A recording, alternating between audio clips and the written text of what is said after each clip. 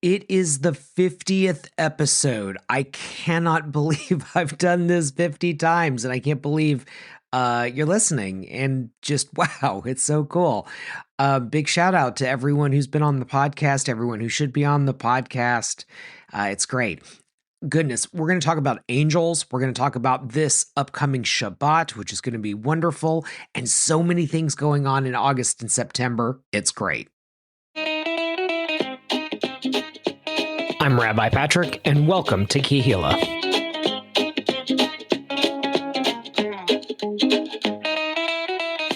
Let's go on ahead and get some intention setting going. I have a little line that comes from the Parsha Re'eh, which means see, like seeing with your eyeballs.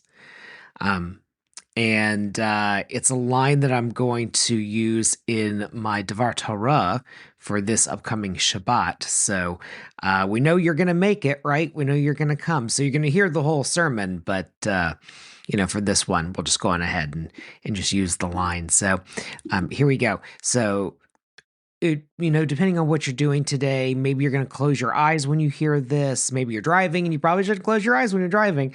Maybe you need to take some deep breaths. Maybe the kids are driving you nuts. Maybe work has just gotten to you. You're on your 11th 11-hour day, right? Those kinds of things. Or maybe you're perfectly fine. Maybe you just want to learn something. You want to learn something new. Listen, you can go on AI and you can look stuff up, but it's really different when you have someone you know who's talking to you about the big things that matter in life. So set your intentions for this podcast, for this opportunity to learn, and here we go. Ish kamatnat yado, kavirkat Adonai Elohecha, asher natan lach, which means each with his own gift, according to the blessing that Adonai your God has bestowed upon you. Quite literally, each according to the gift of his hand, right? So the gift, the matan, so kamatnat, which is kind of weird to say kamatnat. I'm like looking at it right now. When I was reading it a second earlier, I got so nervous because there's a couple of like kavirkat. That's another one that's like kun, vun, bun, blah. It's a little mouthy for some reason for me at 8:46 a.m. on a Thursday. But anyway, literally each according to the gift of his hand by the blessing that God has given. So, short story, what blessings have been given in your life? And how are you going to use those things to build something fantastic that you're going to give out into the world? Because ultimately, when you are the most you can be via a blessing from God, well, you're living an amazing life and you're doing what you're supposed to do. Now, my sermon's going to be a lot more complex than that, but just a little kavanah setting experience, you and I, and those you love, anyone who's listening to this.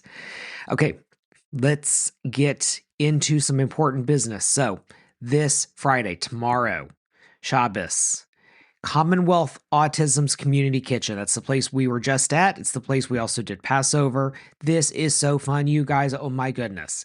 I love this place. It's so cool. And also, we're going to have some info at the end of the podcast about stuff that Commonwealth Autism does.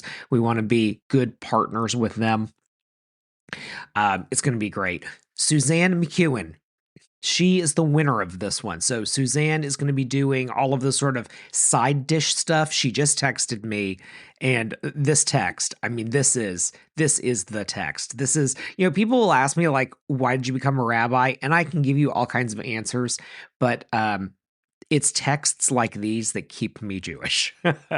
So the text goes, hello, I spent $67 at Aldi and $22 at Publix. I'm making pickled salad of cucumbers and peppers. I'm making chickpea salad. I'm also roasting baby potatoes. I'm making a piccata chickpea salad, and I'm making a veggie pasta salad. To which I responded, wow, sounds great. To which she said, oh, I forgot I'm making quinoa carrots. And I said, dang, I'm excited. I'm making a bunch of meat and a sermon. She says, I always cook too much. I'm Jewish. I responded, "It's true. It's Jewish food panic." Yeah, so we're gonna get a lot of really good stuff. So I'm gonna do a chicken with like a lemon pepper almost, but it's like a Cuban version of a lemon pepper. We're gonna do some meatballs with some barbecue sauce, kind of keep it simple. Gosh, what else do we have? Oh, some oven roasted turkey breast. That went over really well for the summer. You would think turkey's only a Thanksgiving thing, but people like it when I make it. So anyway, we'll do like a turkey kind of thing too. And for the gluten-free people and all of that, we're gonna do a gluten-free pasta with a mushroom bolognese. It's totally vegan. And there's a lot of vegan and paleo options, and it's all dairy free. So yeah, so lots of good stuff. We really hope you'll enjoy it. Now that's just the food, but like really, what you're really coming for is the community. I think we have like 20 something people so far. That'll everybody RSVPs at the last seconds. That'll probably double. So we're gonna have a nice group. Like it's gonna be really legit. Stephanie is leading the music of the service along with Robin, so she'll be our Balat Tefillah. She'll be leading us in some beautiful prayers. It's been a minute with Stephanie. We've had a lot going on with family, so I'm really excited to be with my better half leading service. It's so meaningful to me when I can close my eyes, like when we do the Kirtan Shema and I hear her leading it. It's so cool to see the people you love doing things they're good at. It's just so awesome. Anyway, so we're going to have that. It's going to be beautiful. And you're going to hear a bunch of great news, like really great news.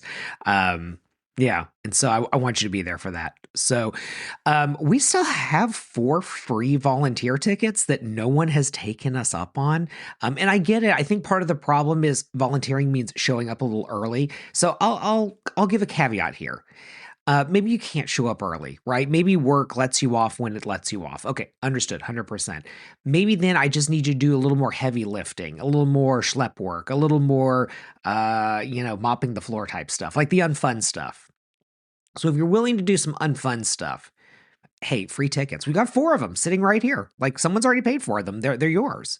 You just need to let us know. So send me an email, send me a DM, hit us up on WhatsApp. I mean, there's a billion ways to get in touch with people, and yet it's so tough to communicate. Right? Yeah. Okay, so that's that. Now, maybe you can't make it this week. Next week, how about Shabbos pizza party at Joel and Linda's? That's going to be fun. There have been several pizza conversations between Joel and I. I'm very excited about this. We're going to have Sergio's. We've got the menu kind of figured out, whatever. That's going to be pretty great. Don't worry, gluten-free people. We will have options for you. It'll be fine. We'd love to have you there. And then, okay, so that's the 14th. And then it gets even more fun because then we're going to have a family gathering. So huge kudos to Anne-Marie and Kira, who've been putting together these family gatherings. So this one will be at Rockwood Park. You have to go on the website to RSVP, all that stuff. All the details are there. So just get together with Kehillah families. Like, no big deal. Like, it's not an event per se, right? You're just hanging out. Hang out for a couple of hours. There's also I'm going to get this wrong, but it's like a Latino market or Latin market, something like that, at Rockwood that Saturday, that Shabbat morning. So you can go check it out. Like, why not? Whatever. So that's the 22nd. Then the next Friday. Okay, so we're talking about like 4 things here. The last Friday of the month is another home hosted Shabbat. This one's in Glen Allen, and this one is at Natalie's. Now, if you went to her last home hosted Shabbat, I'm not guaranteeing that you're getting Moroccan food again, but she comes from a Moroccan Jewish ancestry. So like she brings that, right? Literally her hand, right? The gift of her hand by the blessing of God gives that to us, right? Through delicious food. And more importantly, community. And it's going to be in Glen Allen. So for all of the people who are allergic to coming south of the river at Joel's or at Rockwood Park, or even Bon Air, but like, come on, Bon Air, Commonwealth Autism is barely across the river. Like, come on. But if you're allergic to that and you need to update your passport and you get your real ID so that you can cross the James River, hey, there's your option. We can meet up at Natalie's. And Natalie's house, by the way, is so cool. They have this, okay, I want to get into details. It's their private home, but like, their house is very cool. When you're young and you make your first adult friends And you go to like the adult friend house and you're just like, oh, this is what being an adult looks like. That's kind of how I feel when I'm at their house. So anyway, all right.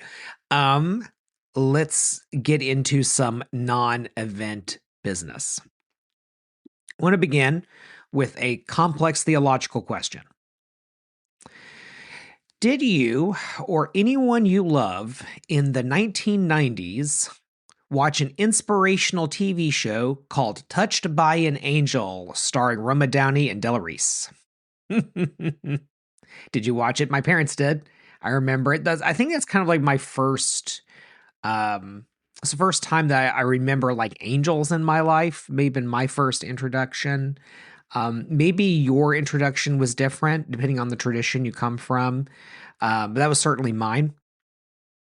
And thinking about angels and thinking about that show that we used to watch and looking at the news today, I find myself asking, where are the angels? So I want to explore that with you. Now, if you were at last Rosh Hashanah, or maybe it was the year before that, I don't remember. I talked a little bit about this. But this is a little bit different. So if you're hearing me say where are the angels and you're like, oh, I remember that one. No. This is same title, but some different ideas. So it turns out that we are not particularly good at classes, meaning like we're just kind of past that period of time where people want to like come to a class. And that's why we do the podcast instead. You're actually at an adult ed class, in case you didn't know. So let's do some adult ed. So there's this phrase, you've probably heard it, Hineini. It means here I am, and it's actually a spiritual call to action. So through the power of technology, I'm going to read some of Genesis chapter 22. This is the Akedah. And you're like, I'm not ready for this. This is like high holiday stuff. Fine, like, but it doesn't have to be, right? It can just be. I'm going to sort of pause, and when I pause, you're going to say the phrase Hineini. It'll make sense. Trust me, this is going to make sense. Okay, so Genesis chapter 22, JPS translation with some flourishes and snarky editorial commentary from me. Here we go. And it came to pass after all that had occurred that God did test Avraham, and God said to Avraham, Avraham, and Avraham said, Hineini, here I am. And God said, take now your son, your only son Yitzhak, whom you love, and get to the land of Moriah, and show him there for a burnt offering upon the mountains, which I will show you. So, dramatic pause. You're probably asking yourself, well, wait a minute. Isn't that a contradiction? Because Yitzhak has an older half-brother who is the only son. Well, in the ancient world, when the son leaves the family, it is understood in this kind of transactional legal sense to no longer be their son. It doesn't mean they're not their offspring, but to be someone's son means to be part of a household. I sometimes wonder if a similar experience, not exactly the same, but if there was a similar thing with Avraham leaving his father's house, right? Yeah, again, different situation, but still, that's how that works. If you ever wondered, like when it says only son, how's that possible? It's because in a transactional view, when Hagar and Ishmael leave the household, they relinquish a certain right. And for Ishmael, it's the right to be called son, and to receive those blessings as a son or those gifts or whatever. It's actually why it's so beautiful when Yitzhak and Ishmael bury Avraham, because it's the non-son in this legal, technical sense of the term coming back. It's a pretty cool thing. Anyway.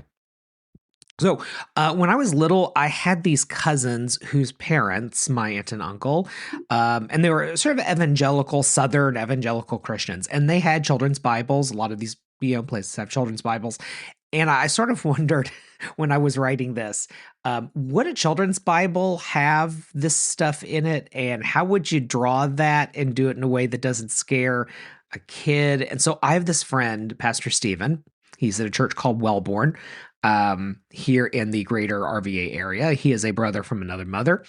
And I texted him and I asked him that question. He said, basically hold my beer. So he goes to the kids' room or the kids' chapel, I'm not sure what they call it, in his church, and he finds a couple of these children's Bibles and he takes pictures of Genesis 22, which here's the thing. Okay, so this is a very interesting thing about our Protestant friends. They often know, like if you say Genesis 22, he knows what that is, just right off the top of his head. I wouldn't know that. If you said Akedah, I would know that. If you said the name of some parsha, I probably would know that, right? But much more book and verse oriented types. So fun fact. Anyway, so he takes these pictures, he sends them to me. It was something. One was this kind of colored pencils, almost sweet looking thing, and the other looked like it was a comic book, like Bible Man or something. And the way they translated it, the way they rewrote it for kids, I think is maybe the right way to say it, edited it, it was worse. Like the summary of the story was worse, and also not technically correct, but whatever. That's a them thing, not an us thing. So let me get back to it.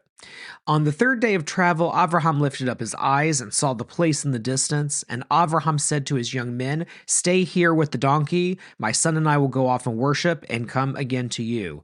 And Avraham took the wood of the burnt offering and foisted it upon Yitzhak, his son. And he took the fire in his hand and the knife. And they went both of them together. And Yitzhak spoke to Avraham and said to him, "My father." And Avraham said, and this is the part where you say the phrase, "Here I am, my son." And Yitzhak said, "Behold, the fire and the wood, but where is the lamb for the burnt offering?" And Avraham said, "My son, God will provide himself a lamb for a burnt offering." So they went both of them together, and they came to the place which God had told of him. And Abraham built an altar there, and laid the wood in order, and bound up Yitzhak, and laid him on the wood of the altar. And Abraham stretched out his hand, and took the knife to slay his son. And now it's time for you to learn a new word, which you know. It's malach, it's messenger, it's envoy. Maybe if you're not familiar with this term, you've heard it before. Malach, or malachim, which is the plural, is translated into Greek from the Hebrew to angelos, which angel, angel. There you go. You get it. Malach, angel, angel. Still a messenger, still an envoy, now an angel. So getting back to it, and a malach of God called out to Avraham from the heavens and said, "Avraham, Avraham." And Avraham said, the thing you're supposed to say. And he said, "Do not lay your hand upon the young man, neither do anything to him, for now I know that you fear God, seeing how you have not withheld your son, your only son, from me." And Avraham lifted up his eyes and took, and behold, behind him a ram caught in the thicket by his horns. And Avraham went and took the ram and offered it up for a burnt sacrifice in place of his son. So, that is a shortened version of the Akedah, and we could take it in a million directions and every high holidays I get to, but for right now, just because it's on my mind, where are the angels? Because, folks, I'm sick and tired of violence. I'm tired of watching moms cry when their babies are killed. And that's true if it's Israel, or Gaza, or South Sudan, or Ethiopia, Russia, Ukraine, the Congo, Iran, wherever. Or how about the violence we commit against ourselves? A veteran who cries every night from PTSD and decides to end it? Or a child bullied to the point that they see no hope? Or how about a person living under such horrible social and economic circumstances that they see no way out? Right? Those are called deaths of despair, by the way. I'm tired. I'm tired. And I want an angel. So, God, you have a story about it. Where are those angels? So our tradition has this commentary on the Bible called Midrash Rabbah, sort of like Jewish fan fiction. And it tells us that every single blade of grass has an angel that whispers to it, "Grow, grow." And the Talmud says some very interesting things about angels. My favorite kind of angel is the one found in Isaiah. So it is, what would this be? Like 8-pointed, right? Head, feet together. One set of wings to cover the eyes, one set of wings to cover the feet, and one set of wings to do what wings do, flap, flap, flap. And all of these seraphim together, saraf means to burn, so they're like burning heat or passion or energy or divine love or whatever, right? God's kavod. They're all singing together, these seraphim, and they go Kadosh, Kadosh, Kadosh, Adonai Zavaot, Melech Kol Haaretz Kavodo, and they do it for eternity at each other with eyeballs everywhere. It's so creepy. Also, Google biblically accurate angel. You will have nightmares for weeks. Yeah. So in other words, malachim, messengers, they can come in any form, and I'll take the blade of grass angel or the creepy angel, the wheel in the sky angel, the touched by an angel. I'll take any of them because for the love of God, our civilization is falling apart. And so I'm asking myself, where are the angels? Our experience with angels happens every Friday night, and you get to have that tomorrow if you choose to have it when we sing Shalom Aleichem, when we sing Peace Be Upon You, right? Before we have our wine and our challah and our dinner and then have the service later. When we sing Shalom Aleichem and we're blessing the angels who bless us, I actually think we're blessing the better nature of ourselves, the Yetzer HaTov, the part of us that is the most open to compassion and love and tolerance and generosity. That is the angelic nature that I believe we're actually singing to. Shalom Aleichem is about us having a second soul on Shabbat. It's about us becoming, in some sense, angels. Right? And I know that we are angels at times. I know people who do wonderful things in this congregation. There are people who will take text messages and emails on their vacation because someone needs us, right? We're here to help them. You know, I know people who give money to the congregation for those free tickets, like the ones I told you about. They don't ask for anything. They're just like, hey, help somebody. Like, here's what I have. Help somebody. Literally a gift of their hand. There's people who will sign up to do anything. Doesn't mean they always get to come. It doesn't mean that they're always able to help, but they'll sign up for anything, right? Any chance to do good for people, right? And if you go on Kehillah Cares, you can see the names of all of these people. I tell you, this drives me bananas. We have all of these people who are ready to help. You just have to be willing to say the 3 hardest words in the English language, which are, I need help. We actually just brought someone on, Nechama. She's great. Nechama's a therapist, right? We have another therapist. Okay, yeah, all kinds of people. Yeah. So if you're wondering where the angels are, where the messengers of the divine are, then do yourself a favor. Come for Shabbos. Come for Shabbat dinner and service, and you'll see. The angels are already here because you are one. Now, having said that, I know we're not angels. We're people just trying to get by day. We struggle like everyone else. You know, the bills, they pile up. The kids drive us nuts. The parents who help us and like they help us for all the wrong things, or they need help with all of the wrong things. They ask us for that, but then there's other things they actually do need and they won't admit it, right? You know, it's the whole like, come on, mom or dad or whatever, you need to move. Oh, no, I'm not leaving. Well, no, you have to because you need help. I don't need help. And then they need help with something, right? Right. Well, we get it. Yeah, we get it. And there's partners who get sick and jobs that get lost. Yeah, we're doing the best we can. Because we're normal, right? But the world feels abnormal, doesn't it? Feels a little weird right now. Feels a little strange. So maybe in an abnormal world, being normal is the best thing that we can be. Maybe normal is incredible, you know? So maybe, just maybe, some little bit of an antidote to our world crisis is to be normal. And in being normal, you are an angel, and you're a part of a body of normal angels right here in Kehillah. I should say that before the Akedah, right, when the messengers, Malachim, come to speak to Avraham and to tell him that Sarah is going to be pregnant, the tradition says that those were angels, like angelos.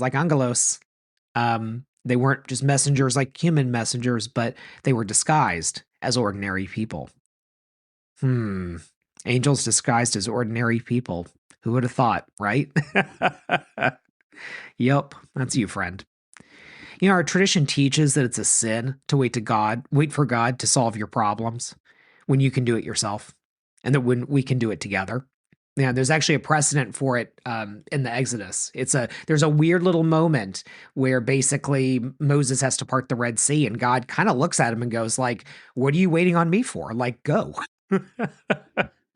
And that's kind of the beginning, I think, at least homiletically, of this idea that we have to solve our own problems. And we do that through the divine nature that is in all human beings, B'Tselem Elohim, which we are made in. And we get together and we do stuff. And that's why I want you to come for Shabbos. I want you to enjoy Shabbat with us. Because you're an angel, right? You're someone who could volunteer. You're someone who can give someone at the shul a hug. You can maybe offer a ride. You could give a pat on the back in the hallway. You can be someone who talks to somebody. You can be someone who signs up to help out with Kehillah cares, or someone who needs Kehillah cares. We could actually help somebody, right? Yeah. So that Hebrew phrase that I taught you, the thing that I awkwardly paused for and you were supposed to say it, the thing that Avraham said over and over again, say that one more time with me. Hineini. Hineini. Here I am. So, bit of a call to action here. When someone is in trouble and needs an angel, what will you say?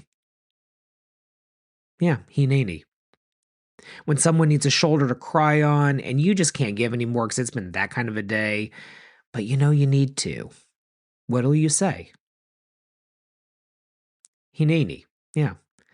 And more than anything, when your community needs you, and boy, do we, my gosh, we have so many things going on, so many ways we want to help people, so many big projects.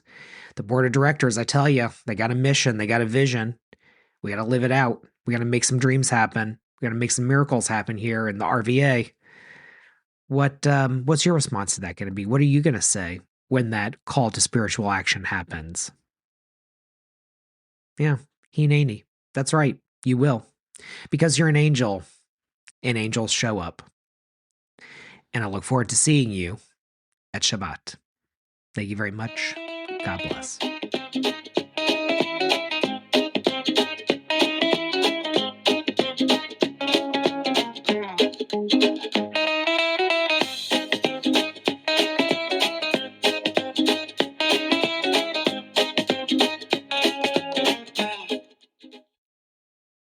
Let's talk about neuroinclusivity in the workplace. I'll admit I don't know much about that, but our friends at Commonwealth Autism certainly do. So August and October and January, all kinds of dates to learn about neuroinclusivity and autism in the workplace. This is a foundational training that introduces autism neurodiversity and neuroinclusivity. Participants will learn about autism and common characteristics of autism, the meaning of neuroinclusivity and how it applies to the workplace, the difference between accommodation and universal design, strategies that support neurodivergent employees and create an inclusive workplace, tips for clear communication, as well as do's and don'ts for working with someone who is autistic. So this is really great. It's a free training. I highly recommend you participate in it. We want to help our friends at Commonwealth Autism by supporting the different outreach opportunities they provide. Also, highly recommend Good Foods Grocery. Great place to support. You pick up a few things. It's over by Trader Joe's. So you know how like sometimes Trader Joe's doesn't have that one thing that you wanted, right? So why don't you go over to Good Foods Grocery instead? So July 23rd, join us for a fun-filled read-along and craft day designed especially for children ages 3 to 7. Kids will get creative making their very own paper mouse ears before all the little mouses get to read along to the classic If You Give a Mouse a Cookie. You also get a sweet treat from a local vendor, The Baking Agent, and I certainly hope that you can join them. That's July 23rd, 11 a.m. to 12:30 p.m. over at Good Foods Grocery, again, right over there by Trader Joe's in Bon Air. Love to have you there. You can just go on the website, and there's also links in the show notes here for getting involved with Commonwealth Autism. Great group. Thank you so much, Commonwealth Autism, for being so supportive of Kehillah and giving us a home.